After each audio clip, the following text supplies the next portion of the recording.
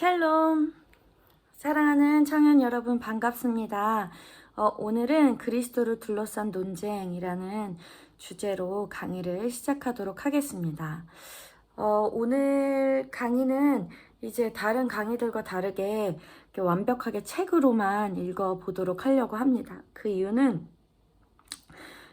그동안 이제 제가 나누었던 강의들은 약간 책하고 다른 방향으로 갈 때가 많았어서 제가 새롭게 편집을 해서 이제 나눠드렸던 건데, 오늘은 책하고 같이 가고요. 강의 내용이. 그리고 또 책에 이미 너무나 잘 나와 있기 때문에 제가 책으로 하는 게 제일 좋겠다 판단이 되어서 여러분들하고 책으로 진행을 하도록 하겠습니다.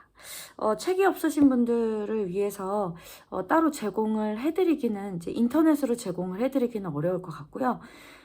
이제 교회에 저에게도 이제 책이 있고, 그리고 또 사신 분들도 계시니까 필요하시면 이제 복사를 해서 같이 읽어보시면 좋을 것 같고요. 굳이 책이 없다고 하더라도 제가 지금 읽어드릴 테니까요. 한번 들어보시면 좋을 것 같습니다. 자, 우리가 이제 읽어 나갈 텐데, 먼저 여러분들이 한번 생각해 보셨으면 하는 게 있습니다. 그리스도를 둘러싼 논쟁이라는 강의로 이제 책을 읽게 될 텐데, 결국 내용은 그거예요. 예수님과 부딪히는 사람들, 예수님의 말씀, 그리고 예수님의 하신 행적들, 그리고 예수님이 우리에게 베푸신 것들과 실제로 부딪힌 사람들에 대한 이야기예요. 근데 그 사람들이 바로 우리들이죠. 그래서 만일 내가 이 당시에 살았던 헤롯 대왕이라든지 바리새인이라든지 사두개인이라든지 내가 만일 그 당시에 살았던 사람이라면 과연 나는 예수님과 부딪히지 않았을까? 그 당시에 내가 이러한 사람이었다면 내가 예수님을 어떻게 생각을 했을까? 한번 생각을 해보시면서 여러분 자체에도 우리가 예수님을 믿는다고 하지만 과연 나는 예수님의 말씀과 부딪히지 않는가? 내가 지금 예수님의 말씀을 그냥 귀로만 듣고 마음이 거리껴서 그냥 덮어두고 있는 부분은 있지는 않는가 한번 생각해 보시면서 같이 강의를 진행해 나갔으면 좋겠습니다. 그러면 시작하도록 하겠습니다. 예수님을 둘러싼 긴장관계는 이미 그의 탄생에서 시작합니다. 동방에서 온 박사들이 유대인의 왕으로 나시니가 어디 계시냐 라고 물었을 때부터 이미 정치적인 위기가 조성된 것입니다. 나 헤롯 대왕이 바로 유대인의 왕인데 어느 누가 왕권을 주장한단 말인가. 그는 자신의 왕위를 위태롭게 하는 다른 경쟁자가 생기는 것을 극도로 두려워했습니다. 마태는 충성을 요구하는 두 왕, 곧 헤롯과 예수님을 대비시킵니다. 예수님의 탄생 당시 유대의 통치자였던 헤롯 대왕은 피해망상증이 심했습니다. 그는 왕좌를 지키기 위해 자신의 아내뿐 아니라 세 아들, 장모, 처남, 삼촌과 베들레헴에 있는 2살 이하의 사내 아이들을 모두 죽였습니다. 수르바벨 성전을 복구하기 시작했고 가이사랴 항구 도시를 세우기도 한 그는 로마 제국의 가장 중요한 통치자 중 하나로 그의 모든 관심은 자신의 지위를 지키는 데 집중되어 있었습니다. 헤롯 대왕이 죽은 후 그의 아들 헤롯 안디바가 갈릴리와 베레아의 통치자가 되었습니다. 그가 바로 세례 요한을 처형한 헤롯 왕입니다. 한편 이와 대조되는 예수님은 유대 땅 작은 시골 마을에서 태어나 애굽으로 도망한 피난민이었으며 가장 가난한 지역의 일개 목수였습니다. 그는 부도, 정치적 권력도 없었고 왕의 호칭도 거부했습니다. 베드로는 그를 메시아, 즉 기름 부음을 받은 자라는 뜻의 그리스도로 불렀습니다. 또한 로마 병정들은 예수님의 십자가 위에 유대인의 왕이라는 명패를 붙였습니다. 마태는 강력한 지배자요 로마 제국의 대변인인 헤롯 왕가와 유대인의 참 통치자로서 다윗 왕의 계승자요 하나님의 아들이라는 이중 역할을 담당하신 예수님을 대비시켰습니다. 헤롯 왕가와 예수님 사이의 대조와 충돌은 이 복음서의 처음부터 끝까지 계속됩니다. 베들레헴의 사내 아이들을 살해한 헤롯의 행위는 모세가 태어났을 당시 애굽에 있는 히브리 사내 아이들을 강에 빠뜨려 죽인 바로의 잔인한 행위를 상기시킵니다. 예수님의 오심이 악의 세력을 날뛰게 만든 것입니다. 이렇게 헤롯의 유아 살해는 우리가 하나님의 아들의 탄생을 그저 촛불이나 캐롤로만 가볍게 넘겨버릴 수 없게 합니다. 즉, 이 사실은 예수님이 정치적 횡포, 전쟁과 유혈 등으로 가득 찬 현실 세계에 탄생했음을 일깨워줍니다. 종교적 논쟁. 예수님의 가르침은 즉각적으로 논쟁의 대상이 되었습니다. 왜냐하면 하나님의 말씀은 살아있고 활력이 있어 좌우에 날선 어떤 검보다도 예리하여 혼과 영과 및 관절과 골수를 찔러 쪼개기까지 하며 또 마음의 생각과 뜻을 판단하기 때문입니다. 예수께서는 율법과 예언을 폐하러 온 것이 아니라 완전하게 하기 위해 왔다고 말씀하셨습니다.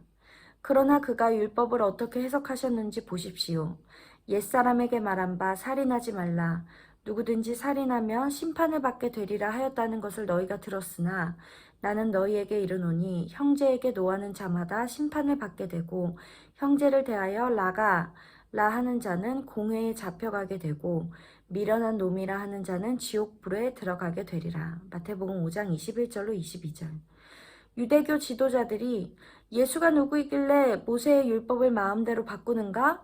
누가 그에게 이런 권위를 주었는가? 라고 묻기 시작한 것이 놀라울 것이 없습니다. 예수께서는 또 이런 말씀도 하셨습니다. 눈은 눈으로, 이는 이로 갚으라 하였다는 것을 너희가 들었으나 나는 너희에게 이르노니 누구든지 내 오른편 뺨을 치거든 왼편도 돌려대며. 마태복음 5장 38절로 39절. 우리가 모세의 율법을 공부할 때 이는 이로 갚으라는 율법이 정의를 이루고 지나친 복수를 막았다는 것을 배웠습니다. 그런데 지금 예수께서는 불가능한 것처럼 보이는 것을 요구하셨습니다.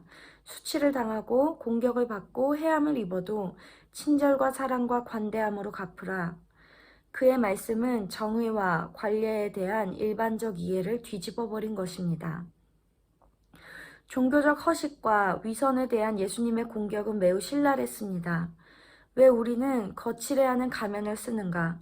그 옛날 아담과 하와와 같이 왜 자신을 감추려 하는가? 마태복음을 읽으면서 명예나 영광스러운 자리나 외적인 인정만을 추구하는 사람들에 대한 예수님의 통렬한 비난을 주시하시기 바랍니다.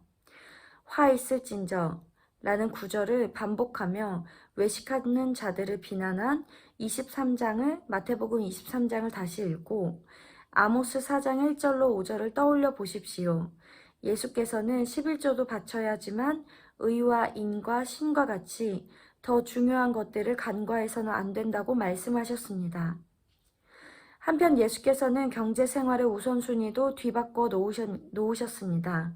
우리는 대부분 무엇을 입을지, 무엇을 먹을지에 대해 염려합니다. 그런데 예수께서는 이는 다 이방인들이 구하는 것이라 고 말씀하셨습니다. 먼저 그의 나라와 그의 의를 구하면 하나님이 우리를 입히고 먹여주신다는 말씀. 이것은 돈을 위해 온갖 애를 쓰고 나만을 생각하는 우리 사회에 큰 위협이 아닐 수 없습니다. 종교 지도자들과의 긴장관계. 신약 성경을 제대로 이해하기 위해서는 그 당시 영향력이 있었던 네 종류의 종교 집단에 대해 알아야만 합니다. 첫 번째, 바리새파, 제사장이 아닌 평신도들로 회당의 교사였던 랍비가 이들에게서 비롯되었다. 이들은 구전되어 내려오는 전통을 포함한 모든 율법을 해석하고 지키는 데 전념하였다. 회당에서 모세의 자리에 앉았고 성경을 해석하는 권위가 있었다. 이들은 예수님을 교사로만 인정했기에 논쟁이 끊이지 않았다. 신학적으로는 보수적이었으나 신비, 자유, 부활 등에는 여지를 남겨두었다. 백성에게 대단히 큰 영향을 미쳤다. 두 번째, 에세네파. 두 번째로 큰 종교 집단으로 전 지역에 고루 퍼져 있었다. 이들은 철저하게 의로운 삶을 살려고 노력했다. 성전에서 일어나는 일들이 모두 잘못되었다고 생각하고 제사장들도 합법적인 존재가 아니며 성전은 타락했다고 믿었다. 이들은 매우 엄격하고 보수적인 율법주의자들이었다. 독신 생활을 했고 결혼이나 자녀들을 원하지 않았다. 메시아를 기다리며 기도했고 마지막 때가 도래했다고 믿었다. 세 번째, 사두개파. 사독 제사장의 자손들로서 주로 예루살렘과 여리고에 살던 제사장 가족들이다. 오랜 전통의 부유한 귀족 집단으로 헬라 문화와 로마 문화를 받아들였다. 하나님이 선한 자에게 건강과 부로 보상해 주시고 악한 자를 질병과 빈곤으로 징벌하신다고 믿었다. 천국과 지옥, 부활은 믿지 않았다. 성전 예배와 자신들의 기득권을 보존하기 위해 로마에 협조했다. 예수님의 선교 활동 당시 최고회의 기관이었던 공회를 이들이 장악하고 있었다. 이들의 최고 관심은 성전 예배였다. 네 번째, 열심당. 로마의 통치에 격렬히 저항했다. 이들은 항상 반란을 시도했으며 이를 이끌어줄 새 왕, 곧 메시아를 기다렸다. 이들은 노예 출신과 광신적 애국자들이었으며 몇몇 도적 출신도 있었다. 이들에게는 네 가지 신조가 있었다. 첫째, 오직 하나님만을 섬긴다. 둘째, 노예 제도를 반대한다. 셋째, 무력으로 로마에 항거한다. 넷째, 노예가 되기보다는 자살일지라도 차라리 죽는 것이 낫다. 가치 있는 목적을 위해서는 죽음을 불사한다.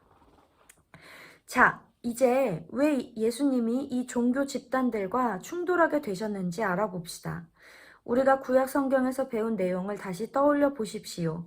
아브라함을 비롯한 선조들은 만민의 복이 되기 위해 복을 받았습니다. 이스라엘은 열방의 빛이 되어야 합니다. 그러나 이와는 달리 하나님과 가깝다는 것이 교만을 낳았고 안식일 준수는 하나의 계율이 되었으며 음식법은 다른 사람들과의 교제를 불가능하게 만들었습니다. 이들은 우주의 창조자이신 하나님이 예루살렘에 있는 성전을 그 처소로 정하셨다고 생각했습니다. 또한 이들은 헬라 문화를 멀리했고 로마 군병들을 멸시했습니다. 예수께서 로마 백부장에게 내가 진실로 너희에게 이르노니 이스라엘 중 아무에게서도 이만한 믿음을 보지 못하였노라고 하셨을 때 이 말씀을 열심당원들을 분노하게 만들었습니다. 또한 그가 세리마태의 집에서 부정하다고 규정된 사람들과 식사를 하신 일은 특별히 바리새인들을 들끓게 하기에 충분했습니다. 그들은 음식법을 지키는데 지나칠 정도로 세심했고 죄인들과 상대하지 않는 것이 의로움이라 여겼기 때문입니다.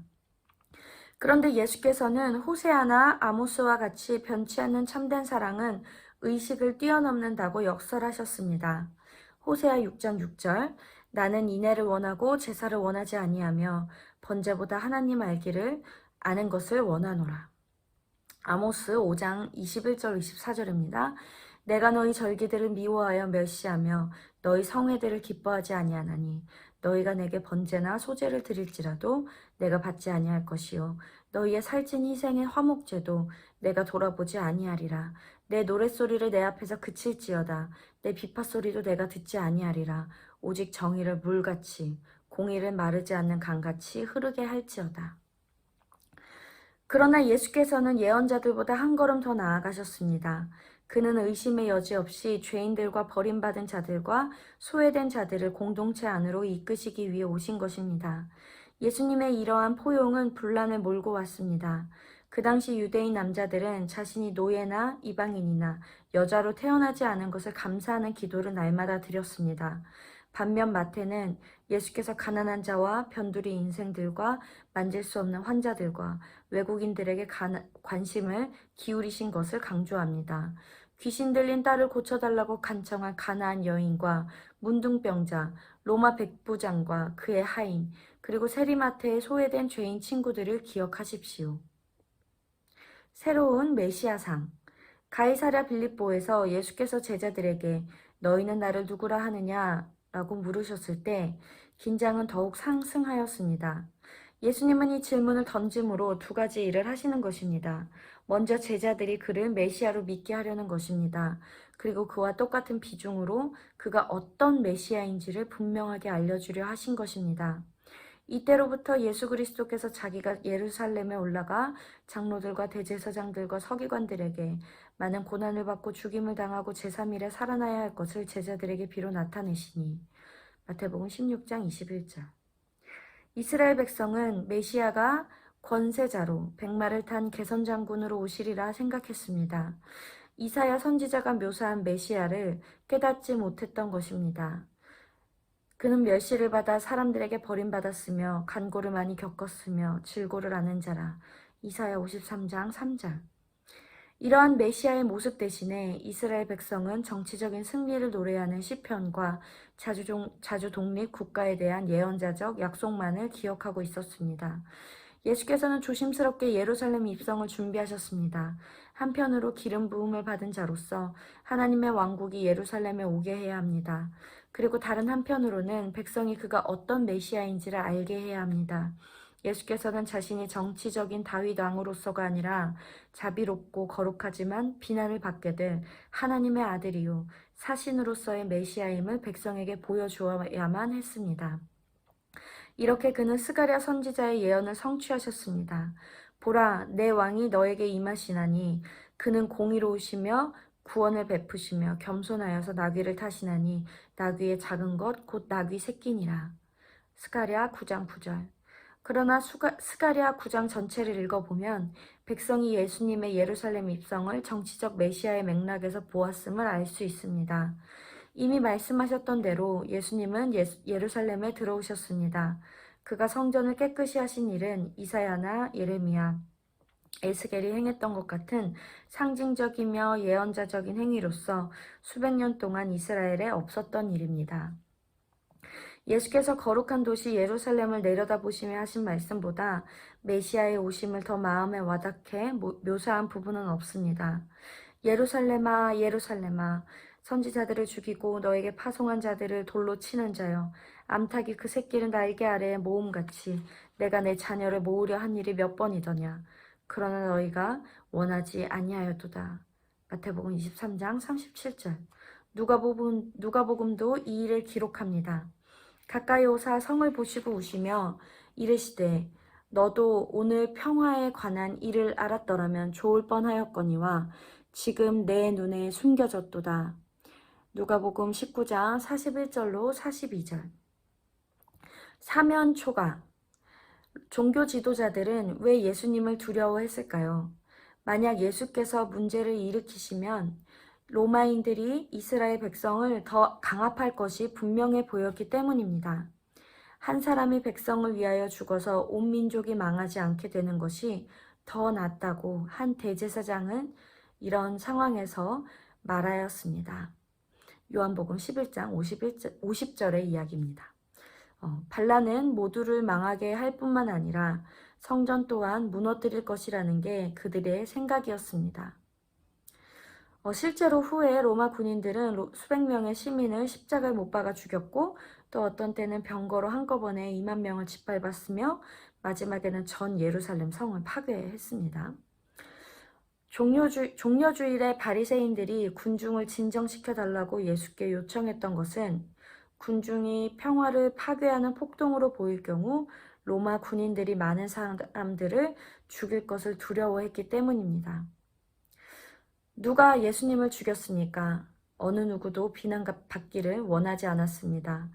사내들이는 예수님의 가르침과 신성 모독 때문에 분개했지만 결국 손에 피를 묻히는 주체는 로마이기를 바랬습니다. 그래서 예수님을 유대교 율법을 범한 죄가 아닌 소유죄로 몰아갔습니다. 한편 빌라도는 세례 요한을 죽인 장본인인 헤롯 안디바에게 이 일을 떠넘기려 했습니다. 그러나 헤롯은 갈릴리로 돌아가게 되었습니다. 빌라도에게 채찍을 맞으며 고문을 받은 예수님은 거의 죽을 지경에까지 이르렀습니다. 예수께서 십자가를 지고 걸어가실 수 없었던 것이 전혀 이상할 것이 없습니다. 사내들인 지도자들이 예수님을 로마에 대한 반역죄로 몰아 사형을 요구했을 때 빌라도는 그대로 행하면서도 그 책임을 다시 한번 종교 지도자들에게 돌렸습니다. 유대인의 왕이라는 명칭은 또 하나의 정치적 반란 분자를 진압했다는 의미였습니다. 헤롯과 빌라도가 이 사건을 겪으며 한통속이 된 사실에 주목하시기 바랍니다. 예수께서는 메시아에 대한 잘못된 이해 때문에 자신이 일개 열심당원이요 정치적 소유자로 간주되어 십자가에 처형당하게 되는 것을 무엇보다 슬퍼하셨을 것입니다. 누가 예수님을 죽였습니까? 모든 사람이 분노로 손을 들었고 모두가 거짓을 말했으며 모두가 이기적으로 행동했습니다. 나와 너, 세상의 모든 죄인이 그에게 못을 박았습니다. 네, 이것으로 제자 공과 책을 다 읽었습니다. 여러분이 이 책에 나온 그리고 특별히 이제 이 책에서 설명한 마태복음에 나온 헤롯 대왕이라든지 헤롯 왕이라든지 그 아들 헤롯 왕이라든지 바리새인이라든지 사두개인이라든지 종교 지도자들이었다면 과연 나는 예수님의 그 말씀에 예수님의 그 일하심에 정말 얼마만큼 부딪히게 되었을까 한번 생각해 보셨으면 좋겠습니다. 그리고 나는 이 시대를 살아가는 그리스도인으로서 예수님을 믿지만 예수님의 말씀, 예수님의 가르침, 예수님의 명령에 거리끼는 부분이 있다면 그 부분은 어떤 부분일까 한번 생각해보는 시간도 가졌으면 좋겠습니다. 저 같은 경우에는 목회자이지만 저 역시 이 땅을 살아가는 연약한 한 사람이기 때문에